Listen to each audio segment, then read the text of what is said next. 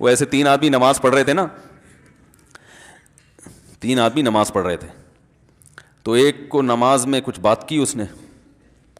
جب اس نے نماز میں بات کی تو دوسرے نے بولا بھائی جان باتیں کرنے سے نماز ٹوٹ جاتی ہے, باتیں کرنے سے نماز ٹوٹ جاتی ہے. تو تیسرا بولتا ہے الحمدللہ میں نے بات نہیں کی. تو تینوں کی ٹوٹ گئی نا. تیسرا کہتا ہے اللہ کا شکر ہے میں خاموشی کھڑا ہوں. تو تینوں کی ٹوٹ گئی نا. تو ایسے ہی بعض لوگ, ہم تو راز فاش نہیں کر رہے ہوتے, وہ خود اپنا راز فاش کر دیتے ہیں.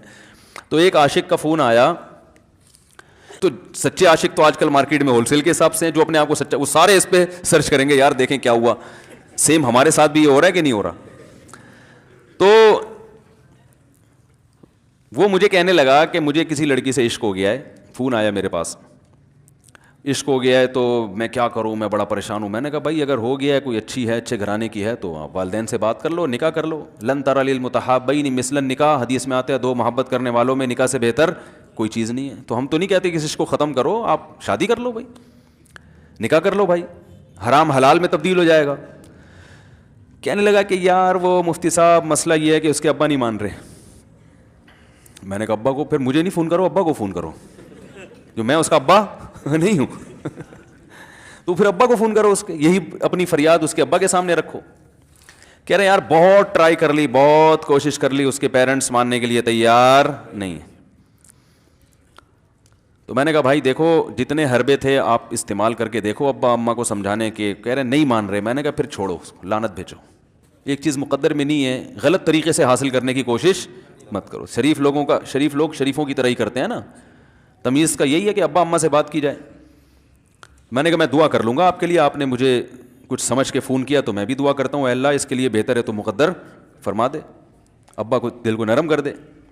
ابا کو چاہیے وہ جب خود کسی کے ابا سے انہوں نے اپنا سوچے نا, ابا سے میری بات, میں نے یہ بھی کہا کہ ابا سے بات کرا دو.